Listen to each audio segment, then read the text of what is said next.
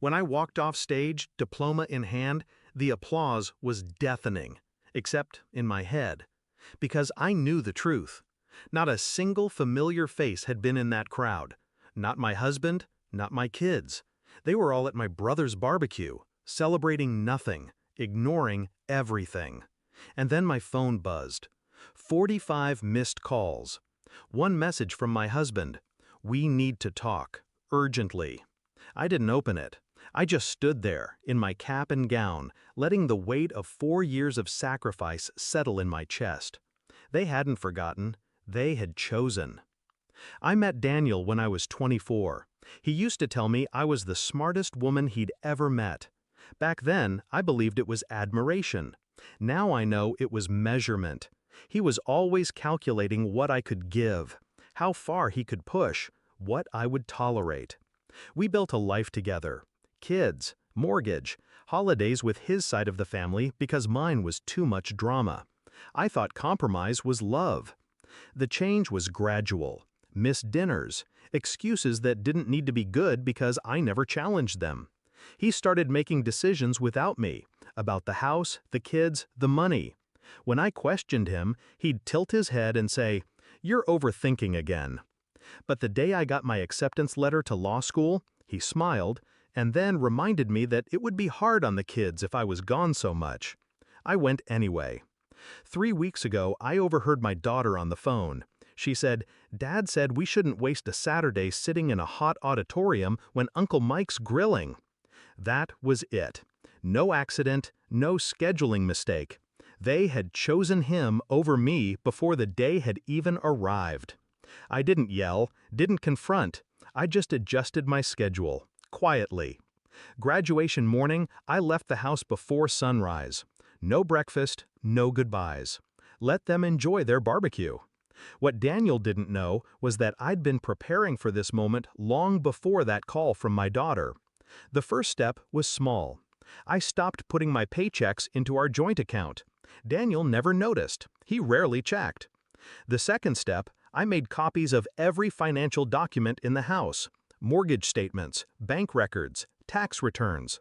Late at night in my study, I read through them like case evidence. I found patterns, gaps, transactions to his brother that didn't make sense. The third, I visited a lawyer. Not for advice, for strategy. We drafted everything. Divorce filings, custody arrangements, asset freezes, ready to be filed the moment I decided. The fourth, I applied for a position at a firm in another city, quietly. When the offer came, I didn't tell a soul. By the time graduation arrived, all the pieces were in place. All I needed was the trigger. The barbecue was perfect. After the ceremony, I didn't go home. I went straight to my lawyer's office. We filed everything. Divorce, custody, restraining orders. Daniel would be served that afternoon. Then I drove to the barbecue. It was loud, laughter spilling over the fence. I walked in wearing my gown, diploma in hand. They froze. Burgers on the grill, beer bottles mid-air. Daniel's face went pale. "You didn't answer your phone," he said, as if I had done something wrong. I set my diploma on the picnic table, right between the potato salad and his beer. 45 calls, I said. Was that before or after you realized the joint account's empty? The color drained from his face. He knew. I leaned in. "By the way, you'll be served in about 20 minutes. Keep your phone close." His mother gasped. My brother looked at the ground. The kids, my kids, stood frozen, wide-eyed. I didn't look at them yet. Not until I was ready. Daniel tried to play it cool. "This isn't the place for—" I cut him off. "No, Daniel, this is exactly the place. Because this," I gestured at the grill, the music, the plastic cups, "is what you chose over me. And now everyone gets to watch you lose." It was quiet, except for the hiss of the grill. Then his phone buzzed. He glanced at it.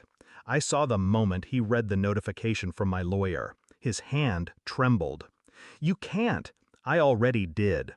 I turned to the kids then. "I'm moving. You can come with me, or you can stay here. But I won't beg, and I won't be invisible in my own life anymore. They didn't answer. That was fine. They'd see soon enough who actually showed up for them when it mattered. I picked up my diploma, walked to my car, and drove away. No tears, no looking back. That night, I sat in my new apartment, small, bare, and mine. My phone lit up with more missed calls. Daniel, his mother, my brother. I blocked them all. The only message I kept was the first one he sent. We need to talk, urgently. It's still unread. Because we don't. Justice isn't loud. It's quiet. It's walking off a stage alone, then making sure the people who left you there never get the chance to stand beside you again.